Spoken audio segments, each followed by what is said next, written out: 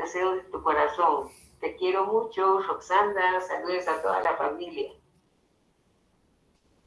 Ahí está ya. Uy, sí salió.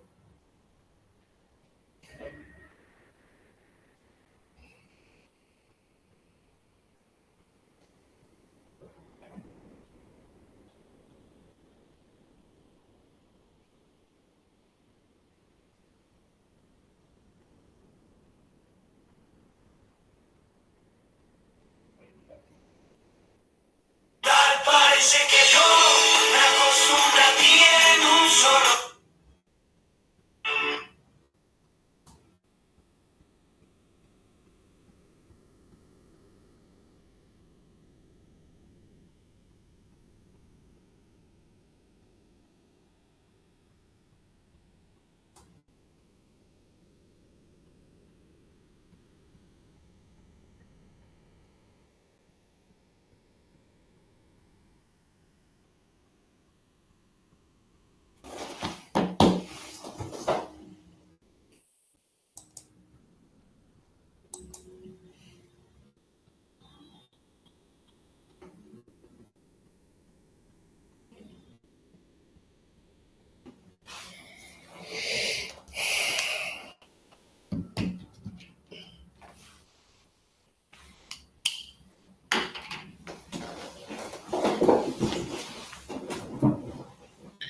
Bien, compañeros, muy buenas noches. Le vamos a dar inicio a nuestra presentación y que se vayan incorporando los demás colegas dentro de un momentito.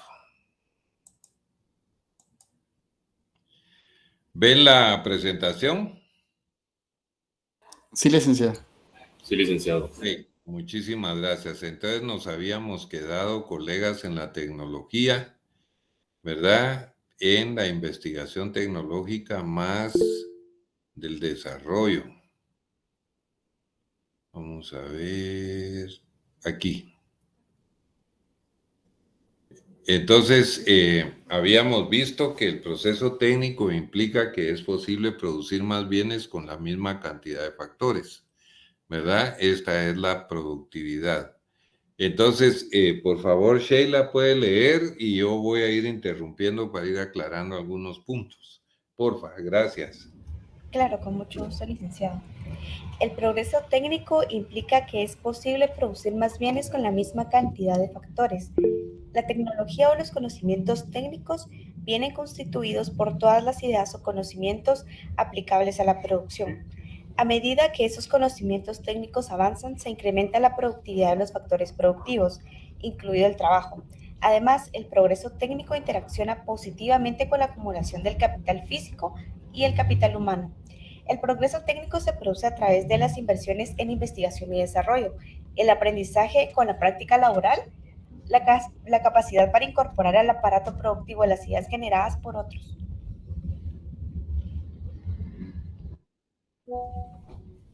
El elevado crecimiento del PIB per cápita en España a lo largo de los últimos 50 años, que le ha permitido convertirse en una economía plenamente desarrollada, está estrechamente relacionado con el crecimiento de la productividad del trabajo en ese periodo. Pero si la comparamos con el crecimiento actual de la productividad con el que registran nuestros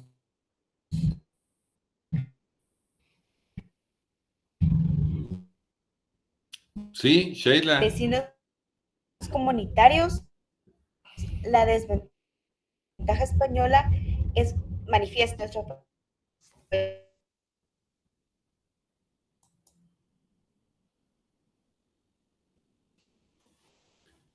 Escuchan a Sheila, ¿no? Sheila, se le escucha cortado. Un 0,8. Creo que la señal está... Pero sí escuchan cortado ustedes también, ¿o soy yo? Sí, licenciado. Sí, también. Ah, ok. Ok, entonces continúo.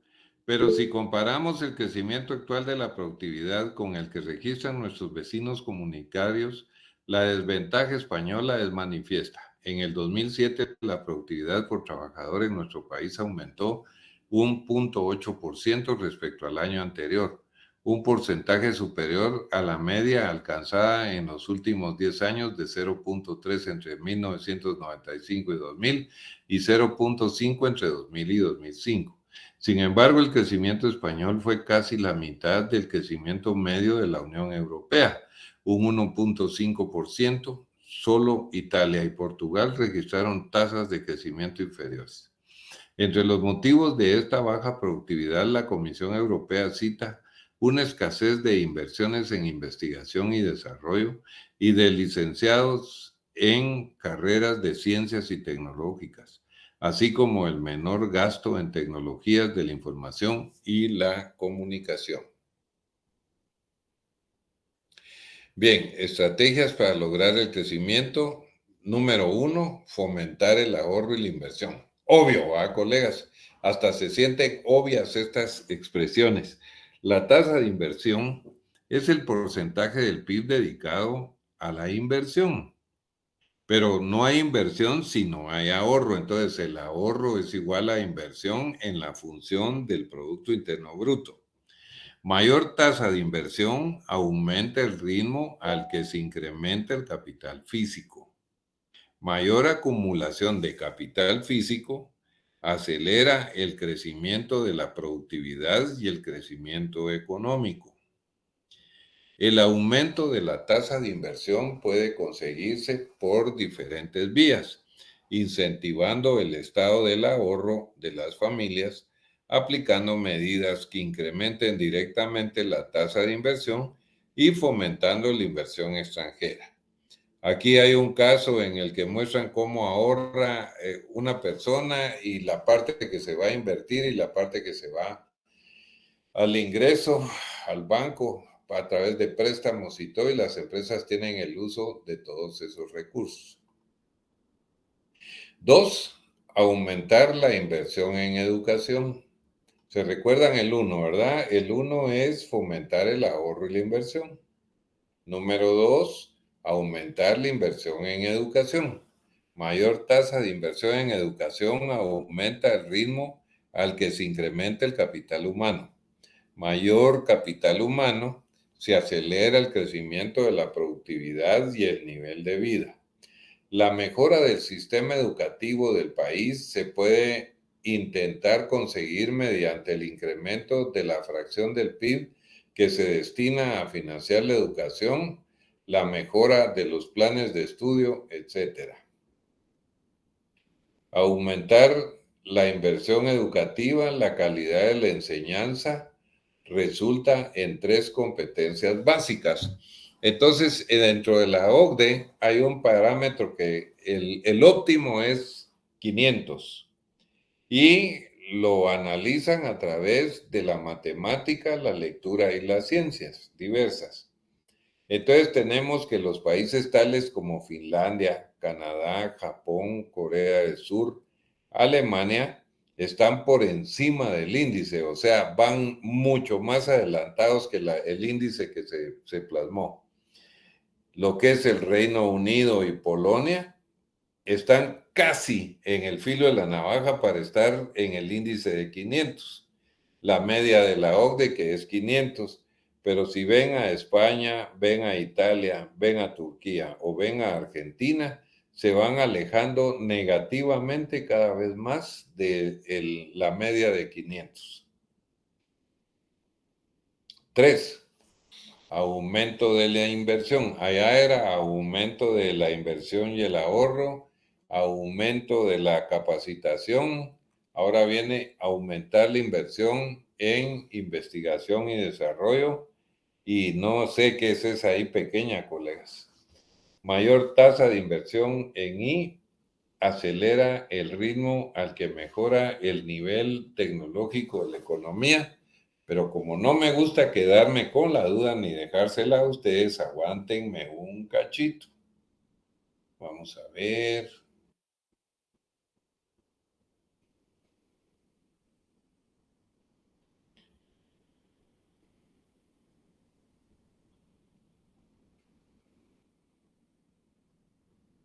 Aguántenme un cachito, colegas.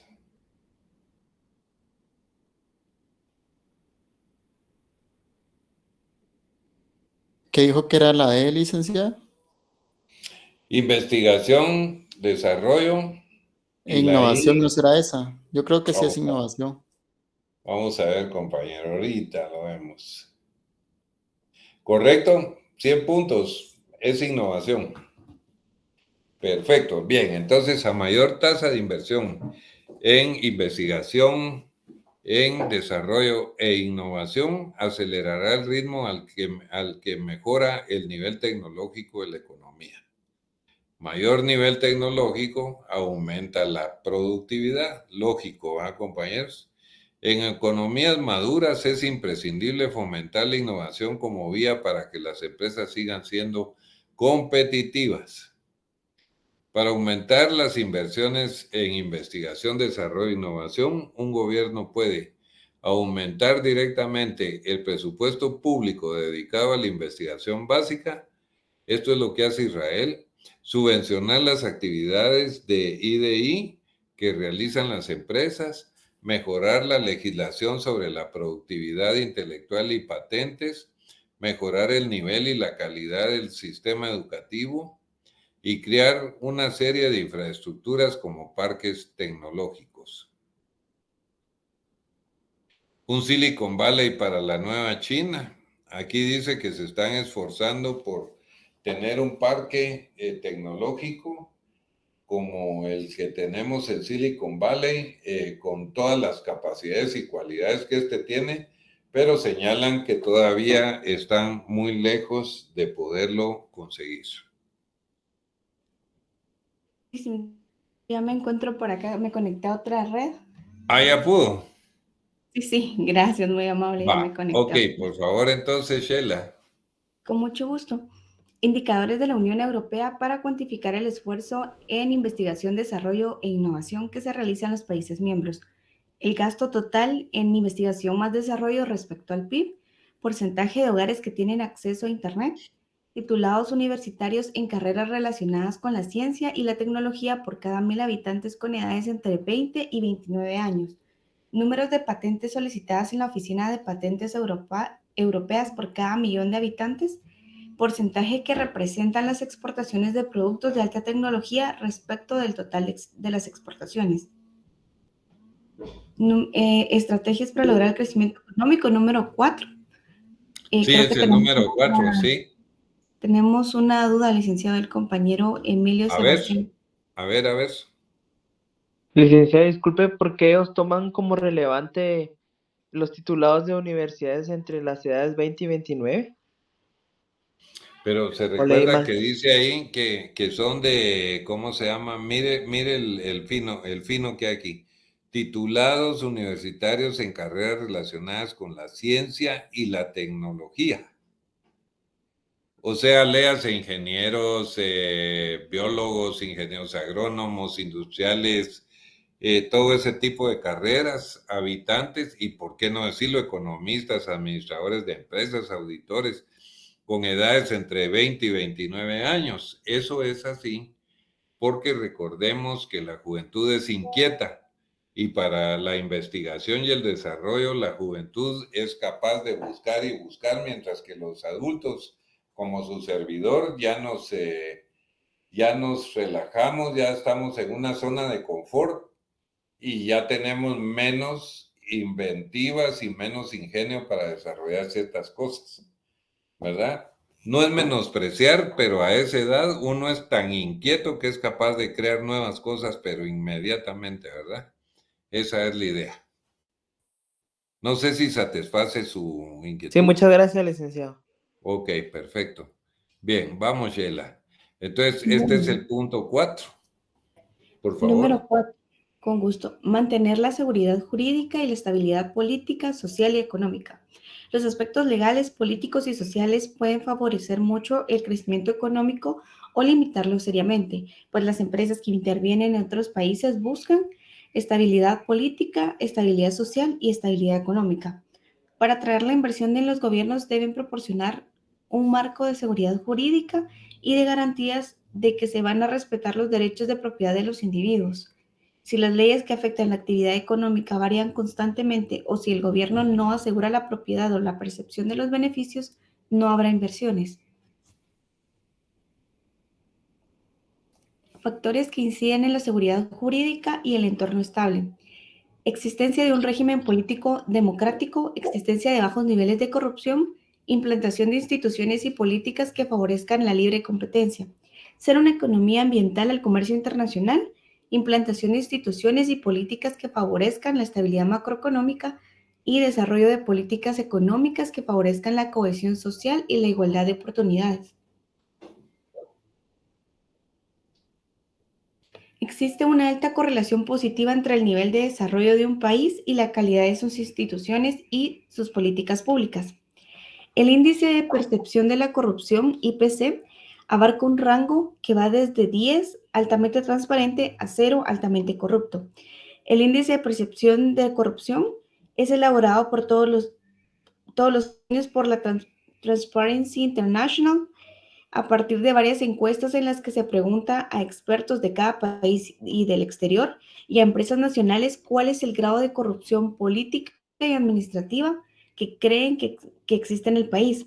A partir del ranking mundial de transparencia realizado en los 179 países evaluados,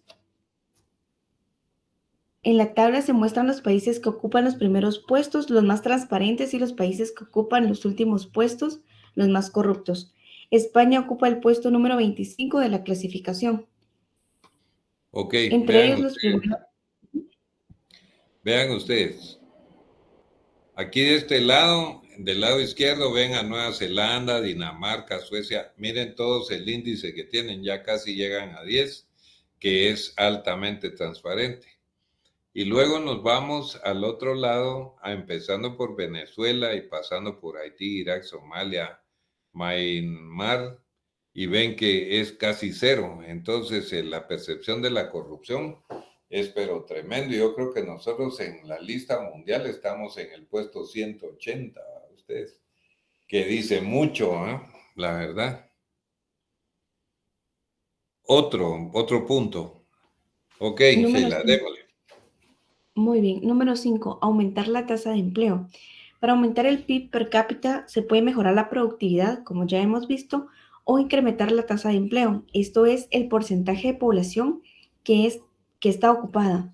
PIB per cápita es igual al PIB partido población. Eso es igual a ocupados dividido la población por PIB dividido ocupados. Ocupados dividido población es igual a la tasa de empleo. Y el PIB dividido ocupados es igual a la productividad del trabajo. A mayor tasa de empleo, para un nivel dado de productividad, mayor PIB per cápita. La tasa de empleo puede aumentar porque o aumenta la tasa de actividad o baja la tasa de paro.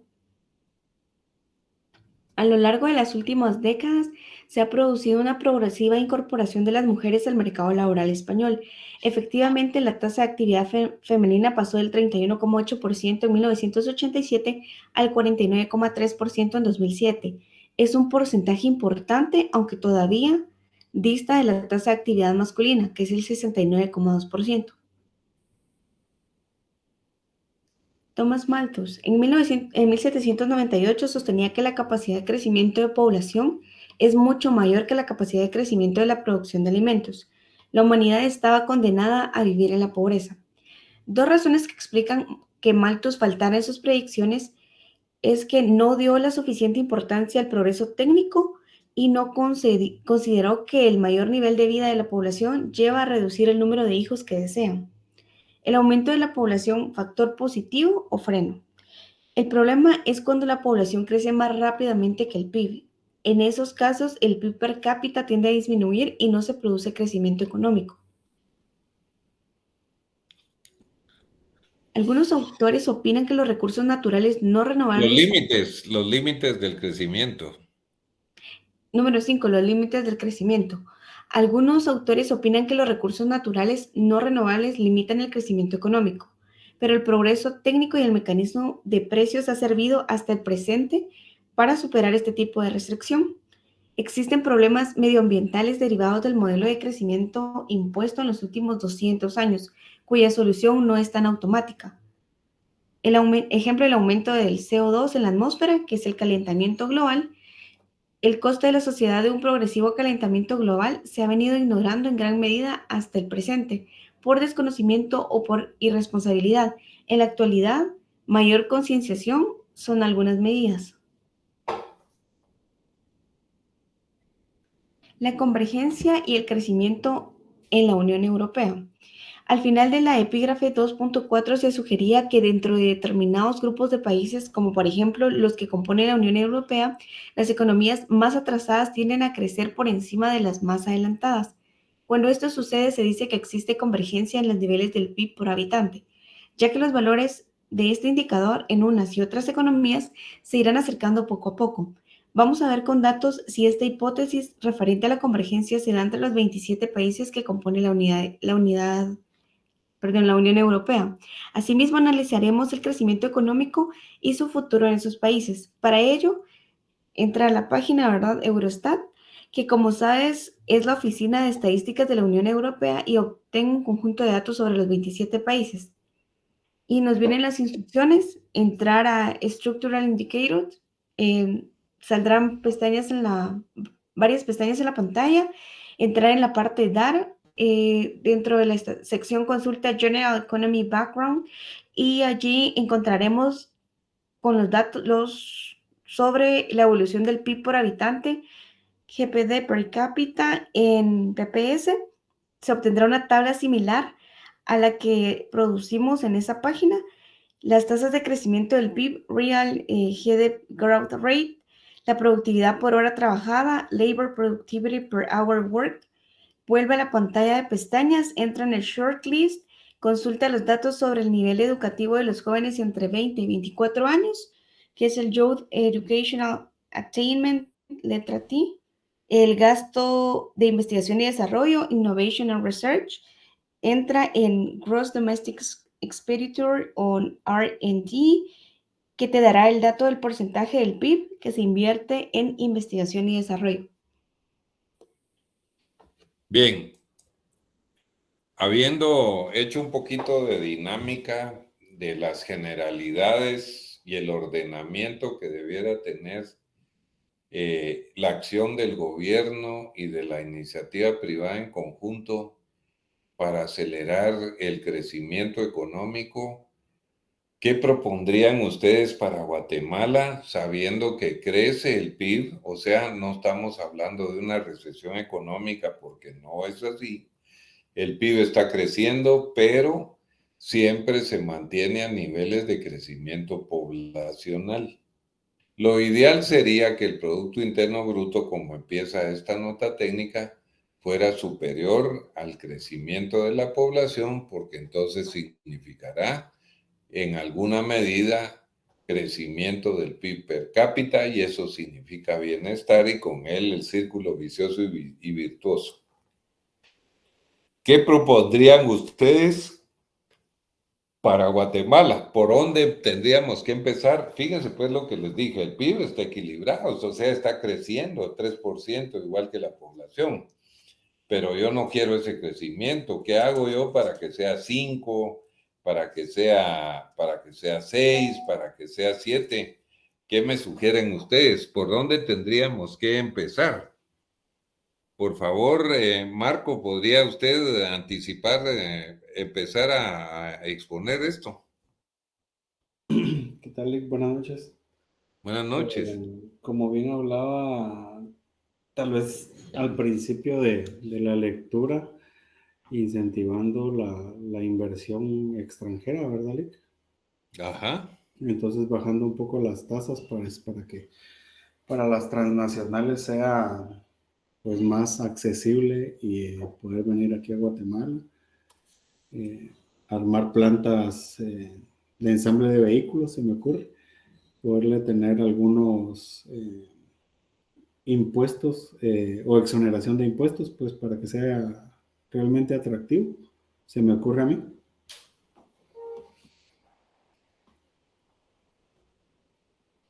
Sí, no se escucha, se le fue o ya no habló. Yo me quedé ahí que tal vez traer empresas Ok, transnacionales de ensamble de vehículos, ok, bajar tasas de interés, pues para que sea más atractivo a nivel internacional el país, ¿verdad? ok, perfecto. Por favor, Andrés Quiñones, ¿podría regalarnos usted la opinión de por dónde debiéramos agarrar para acelerar el crecimiento del PIB de Guatemala? Buenas noches, licenciado. Sí, para mí se debe invertir en educación para tener mano de obra calificada, ya que aquí muchos productos que se hacen son productos intermedios, no bienes finales. Y como bien sabemos, los bienes finales son más caros al final que los productos intermedios que se producen en el país. Entonces, con una mayor mano de obra calificada, se pueden, se puede dar que estos bienes finales se produzcan acá. Mayor valor agregado, Andrés, perfecto, excelente. Edson, ¿qué opina? ¿Cómo aceleraríamos el PIB, Edson?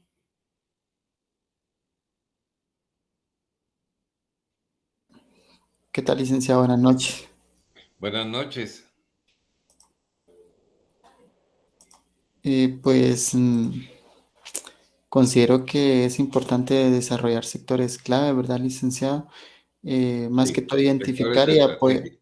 Ajá. exacto, más que todo identificarlos y apoyar los sectores de la economía con potencial de crecimiento, como la agricultura, el turismo, la tecnología, la manufactura, puede impulsar el PIB, ¿verdad? Esto incluye la inversión en investigación y desarrollo, la formación de, se podría decir, de zonas industriales, ¿verdad? Y la promoción de exportaciones, pero más que todo, bueno, de lo que siempre hemos hablado, el turismo, ¿verdad? Que es algo que Guatemala tiene un enfoque bastante positivo a nivel internacional, ¿verdad? Que es ahí donde podría incentivar, considero. Y pues en lo otro, pues siempre lo mismo, ¿verdad? Que se ha mencionado mejorar la infraestructura, la inversión en esta área, pues eh, es bastante necesario en nuestro país, ¿verdad? Por ejemplo, las carreteras, puertos, aeropuertos se deben de mejorar para que así hayan mejores oportunidades de desarrollo, ¿verdad? Y todo, pues, todo el círculo vicioso de la economía, pues tenga un proceso más rápido, se podría decir, ¿verdad? Porque si nos percatamos, las carreteras no son aptas, entonces todo eso tiene demoras en el traslado de mercaderías y todo eso para incrementar exportaciones y así también las importaciones, ¿verdad?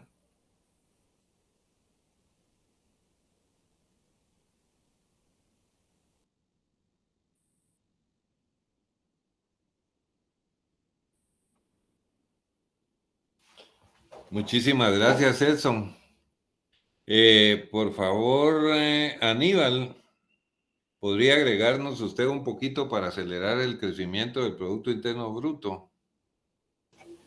Sí, buenas noches, licenciado. Sí, como decía compañero Marcos, sí atraer inversión extranjera sería bueno para la economía, eh, pero también que esa riqueza que ellos creen que se quede aquí en el país, ¿verdad? Porque sí estaba leyendo yo que hay mucho capital o empresas que la riqueza que generan, el capital lo sacan del país, ¿verdad? Para tal vez por tenerlo más seguro en dólares en Estados Unidos. Entonces, eso pienso yo que está afectando también a que no crezca el PIB de una forma más acelerada. ¿Cómo no?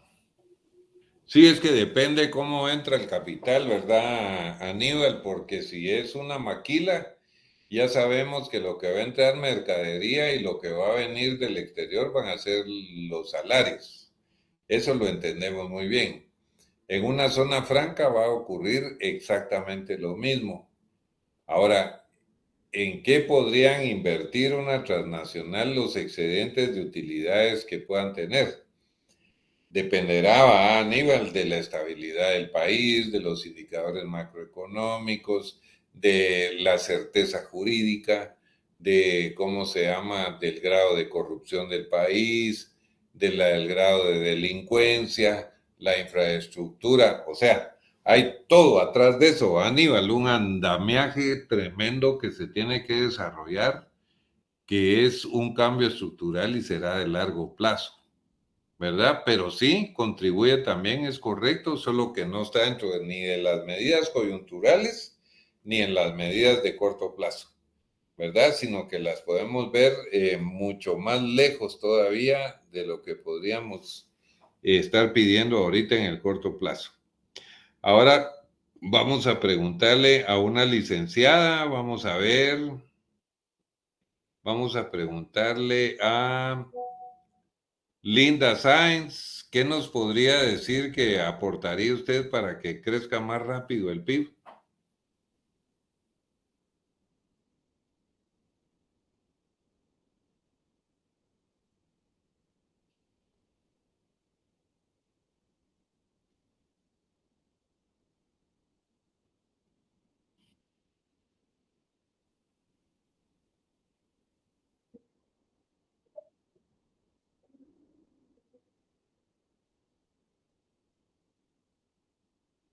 Ajá,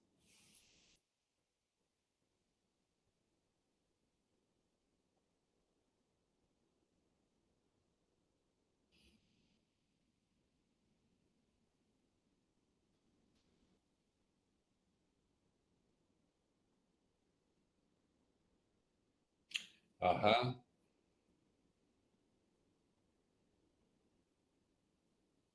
Sí, es innegable de que todos los aportes que ustedes están haciendo contribuyen a acelerar el crecimiento del Producto Interno Bruto.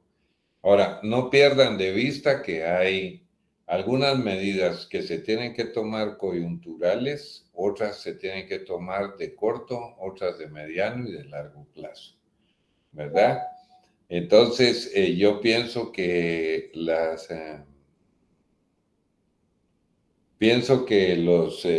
medidas de corto plazo podrían estar algunas de infraestructura, pero también el marco jurídico, el marco de la legalidad del país para que dé certeza jurídica a todos los agentes económicos, particularmente a los inversionistas externos, para que les dé paz y que vean en consecuencia de que el país se está preocupando de mejorar su marco legal con el propósito de que se sientan ellos seguros y tranquilos de que no va a ocurrir algo que los haga perder su riqueza.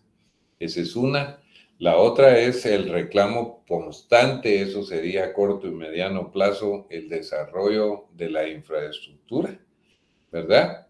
Y el control de la delincuencia, pero fundamentalmente y como coyuntura, la corrupción, ¿verdad? Que no se elimina completamente, ¿va? Ustedes, porque siempre hay un lobo dentro de las ovejas, pero que se disminuya considerablemente para que los recursos tengan capacidad de hacer su beneficio. Bien, vamos a ver, Neri, ¿cuál es su opinión al respecto para acelerar el crecimiento económico? Muy buenas noches, licenciado. Buenas noches. Compañeros, gracias. Fíjese, Lee, que usted hablaba de la vez pasada del PIB potencial, ¿verdad? Yo creo que en esa parte creo que se incluyen muchos factores que podrían influir en el crecimiento del PIB, porque si queremos crecer más de un 3,% por ahí, habría que incrementar ese PIB o Producto Interno Bruto potencial. Yo creo que ahí podrían entrar en juego los factores de producción. Yo pondría, por ejemplo, como ya dijo un compañero, aumentar por el lado de la mano del trabajo el nivel de agregado de la productividad a través de la tecnificación, capacitación de la mano de obra, de manera de poder incrementar esa productividad por ese lado. Usted hablaba de reformas estructurales, ¿vale? Y la verdad es que sí.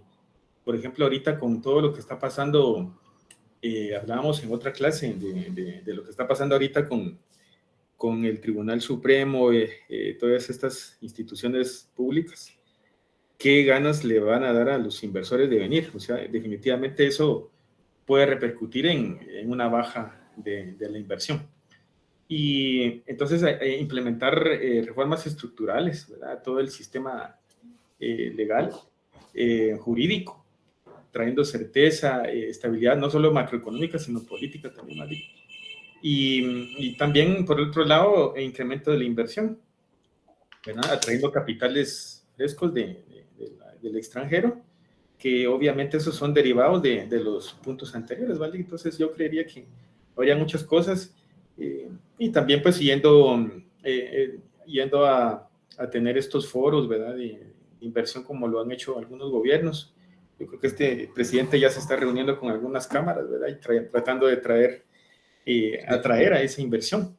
Entonces, por mi lado creo que sería eso, Lick, tal vez incremento del producto. No, ok, perfecto. Fíjense ustedes que el grupo anterior también habló primero sobre educación, luego habló sobre infraestructura, luego habló sobre la inversión extranjera, luego se metieron a la tecnología y luego se metieron a la inversión nacional.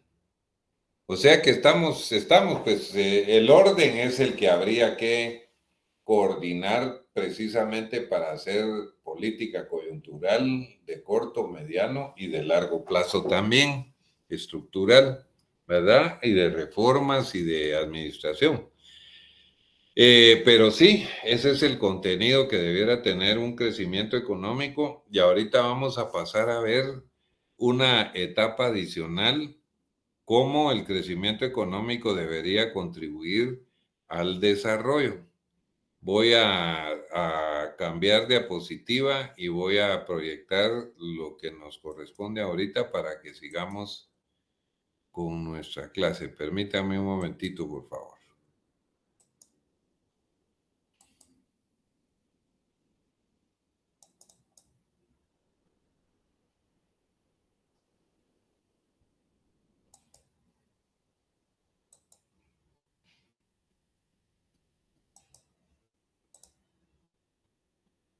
¿Logran ver la diapositiva? Sí, licenciado. Ok, bien. Entonces estamos claros en 5 aspectos de naturaleza técnica que debemos considerar para poder estructurar un plan de crecimiento económico. Esto nada está escrito en piedra, ¿verdad, colegas? La gradualidad de uno u otro de los puntos que acabamos de leer dependerá del diagnóstico que se haga de la economía que se esté evaluando. Y en consecuencia, así surgirá el plan estratégico de política económica.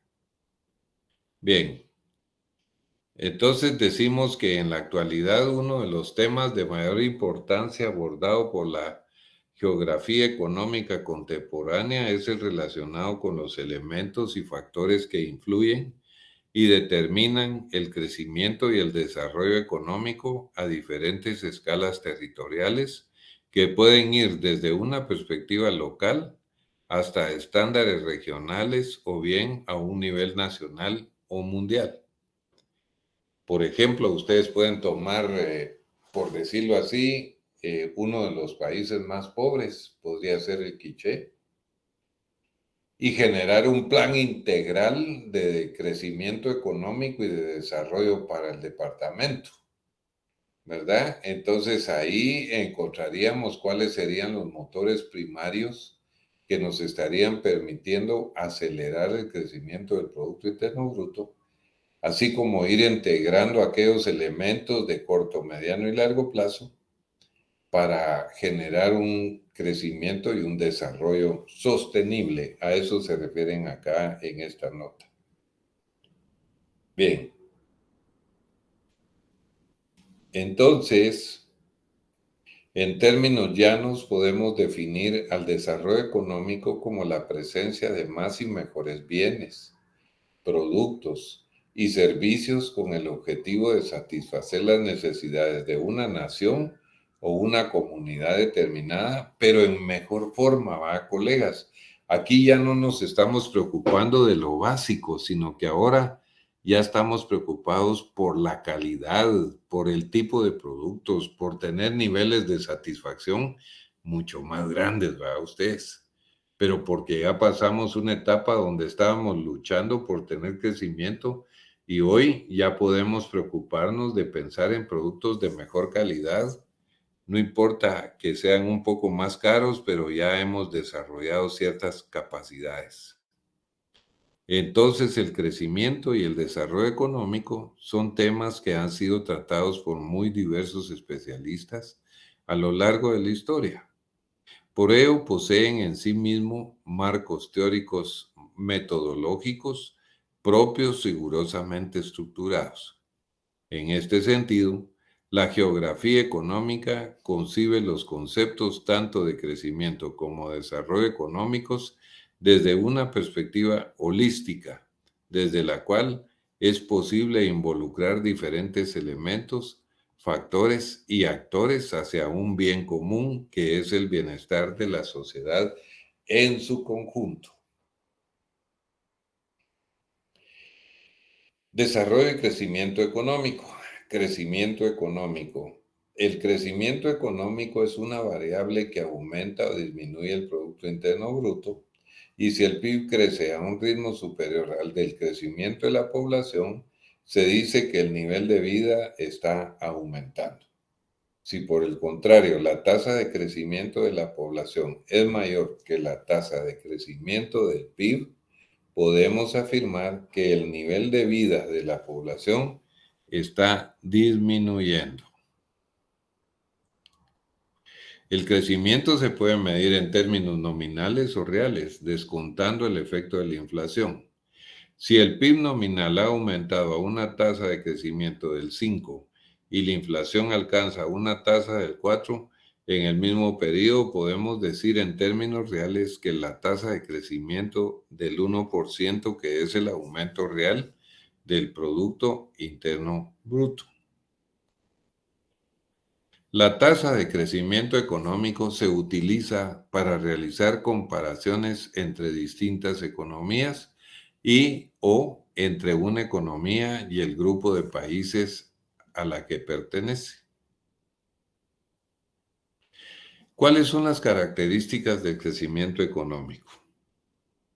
Consumidores versus trabajo y fertilidad. Afecta el crecimiento de la renta per cápita. El capital humano aumenta. A mayor número de personas, mayor crecimiento. Número 3, escolarización. Esto incrementa el capital humano.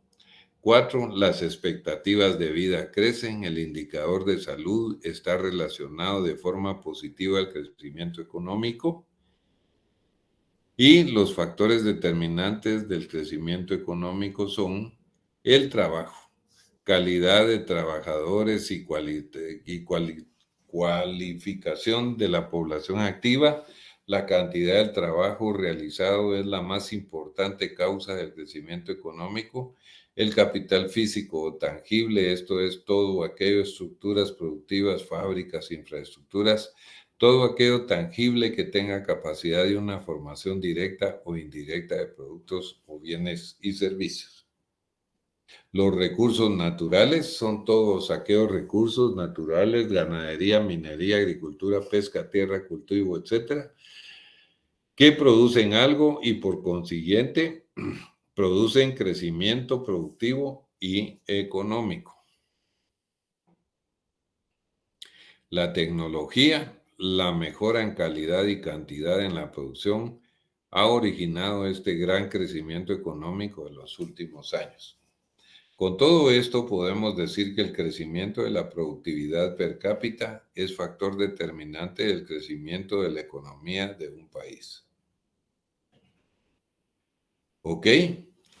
Tenemos definido el crecimiento económico. Ahora, ¿qué es el desarrollo? En la actualidad, el concepto de desarrollo económico forma parte del desarrollo sostenible. Una comunidad o una nación realizan un proceso de desarrollo sostenible si el desarrollo económico va acompañado del humano o social y del ambiental, preservación de los recursos naturales y culturales, despliegue de acciones de control de los impactos negativos de las actividades humanas. Algunos analistas consideran que el desarrollo económico tiene dos dimensiones: el crecimiento económico y la calidad de vida, satisfacción de las necesidades básicas. Yo me subo en este carro. A mí me parece que así es. Y entonces, ¿cuáles son las características del desarrollo? La principal característica del desarrollo económico es el crecimiento económico, político y social de un país o región, el cual se mide por medio de indicadores diversos, como el Producto Interno Bruto Anual, que mide la cantidad de bienes y servicios producidos en un año determinado, riqueza, el ingreso per cápita de la población, la cantidad de viviendas y hospitales construidos, la energía eléctrica producida, su infraestructura en carreteras, puentes y presas, pero sobre todo por el grado de escolaridad alcanzado en su sociedad, los cuales en suma generan desarrollo económico con estabilidad social, política y un crecimiento económico. El crecimiento económico y el desarrollo económico son dos partes muy importantes del proceso de desarrollo económico social de una sociedad. La distribución nacional del ingreso. Cuando estudio la distribución del ingreso de nuestro país y de muchos otros, descubro que hay una gran dosis de desigualdad. Las diferencias de ingreso dentro de un país, aunque parezcan grandes, se ven insignificantes cuando se comparan con las diferencias entre los países. De tal manera, observamos cómo está distribuido el ingreso entre las naciones. Países más pobres, ocasionalmente llamados subdesarrollados, son aquellos donde existe poca industrialización, mecanización limitada del sector agrícola, escaso equipo de capital y un ingreso per cápita bajo. En muchos países subdesarrollados, mucha gente vive al borde del hambre, no tienen un excedente para comerciar, para ahorrar o invertir. 27% de la población mundial gana solamente el 6% del ingreso mundial. Países en desarrollo. Países que siendo pobres están acumulando capital y desarrollando una base industrial y comercial. Los países en desarrollo tienen una población urbana grande y creciente. Estos países están en todas partes del mundo. El 17% de la población mundial vive en estos países y ganan el 11% del ingreso mundial. Países de reciente industrialización. Son países en los que hay una amplia base industrial que se desarrolla rápidamente y el ingreso per cápita está creciendo a un ritmo acelerado. Algunos ejemplos de estos países son Trinidad, Israel y Corea del Sur. El 3% de la población mundial vive en los países de reciente industrialización y gana el 3% del mundial. Países industriales, aquellos que tienen una gran cantidad de equipo de capital y en los que la gente realiza actividades sumamente especializadas, lo que les permite ganar ingresos per cápita altos. Estos son los países de Europa Occidental, Estados Unidos, Canadá, Japón, Australia, Nueva Zelanda. El 17% de la población mundial vive en estos países y ganan el 49% del ingreso mundial. Nada que ver con los pobres, ¿va ustedes? Países petroleros ricos. Un pequeño número de países petroleros ricos tiene ingresos per cápita muy altos, a pesar del hecho de que son en muchos otros aspectos similares a los países más pobres, a los países en desarrollo. Estos países tienen poca industria y venden al mundo exclusivamente petróleo. El 4% de la población mundial vive en estos países y ganan el 4% del ingreso mundial. Tienen una distribución mundial desigual. La mayoría de la población de esos países tienen ingresos similares a los de países más pobres, pero unos cuantos están entre la gente más rica del mundo.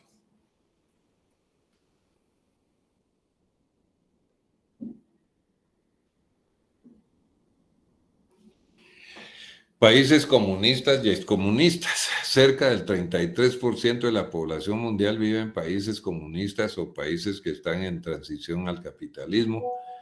Los ingresos per cápita en estos países varían muchísimo.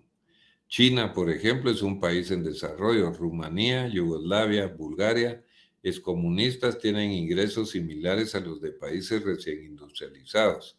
Así pues, vemos que entre estos países hay una gran variedad de niveles de ingreso y de grados de desarrollo económico. La curva de Lorenz, ¿verdad? Esta curva traza el porcentaje acumulado de ingreso en relación con el porcentaje acumulado de la población, ¿verdad? Entonces vemos cómo mientras más se acerca a la línea de equidistribución, que es rojo, está más cerca de ser justo que estando alejándose, y entonces vemos que USA se va acercando más a la curva de equidistribución y el mundo está más alejado. Si el ingreso está equitativamente distribuido, la curva de Lorenz es una línea de 45 que parte del origen. La medida en que la curva de Lorenz se aleja de la recta de 45 indica el grado de desigualdad. Como se puede observar, la distribución del ingreso entre los países es más desigual que la distribución del ingreso entre las familias de Estados Unidos. El 40% de la población mundial vive en países cuyos ingresos representan el 55% del ingreso mundial total. La curva de Lorenz indica solamente el grado de desigualdad de los ingresos medios entre los países, pero no revela la desigualdad dentro de los países. ¿Cómo se mide el desarrollo y crecimiento económico de un país? Tradicionalmente, la riqueza de un país se ha medido por la renta o PIB per cápita. PIB per cápita, relación que hay entre el PIB, Producción Interna Bruto de un país y su cantidad de habitantes. Para conseguirlo, hay que dividir el PIB de un país por la población de este. Y entonces tenemos un cuadro muy similar al que vemos aquí, ¿verdad? De cuál es el PIB anual para cada una de las poblaciones. Pero este indicador no mide el bienestar real de la población, ya que ignora las desigualdades de la renta. Así, al dividir el total del PIB entre su número de habitantes, lo que hace es atribuir el mismo nivel de renta a todos, ignorando la diferencia económica entre los habitantes. Tenemos aquí la renta per cápita, la de Portugal, la de España y la de México. Y tenemos también aquí, señor político, está usted meando, lo lamento, pero es una promesa de mi programa electoral. Una de las fórmulas alternativas más eficaces de medir el bienestar de un pueblo es el índice de desarrollo humano. Este índice, que mide el bienestar social de un país según su esperanza de vida, el nivel educativo, la situación sanitaria y el PIB per cápita. Vean ustedes, desarrollo humano alto, 18%, desarrollo humano medio 32%, desarrollo humano bajo 50%. La fuente del desarrollo y del crecimiento económico, factores naturales, calidad y cantidad de la tierra y las materias primas, factores humanos, calidad y cantidad de los recursos humanos, capital físico y factores tecnológicos, factores institucionales, el sistema bancario, el sistema educativo, el sistema sanitario, la infraestructura, la estabilidad política. Aunque por lo común se considera que el desarrollo y el crecimiento son cosas buenas, ambos son en principio términos desprovistos de valor, en el sentido de que los dos pueden medirse y describirse sin referencia a normas éticas. Sin duda, no es este el caso del término progreso económico, a no ser que se le dé una definición sumamente restrictiva. El fin de la presentación. Entonces vemos cómo pasamos de un crecimiento económico a factores de mayor calidad, ¿va? Ustedes como el índice de desarrollo humano, por ejemplo, donde ya los indicadores son afinados y nos permiten establecer en comparación con otros países el grado de desarrollo que puede tener nuestra sociedad y por ende el bienestar. Colegas, hasta aquí nos quedamos el día de hoy. Vamos a continuar con nuestras clases el día miércoles, en que estaremos viendo otro punto que esté relacionado con todos estos temas. Que descansen, colegas. Feliz noche. Gracias, licenciado. Feliz noche. Buenas noches. Gracias, licenciado.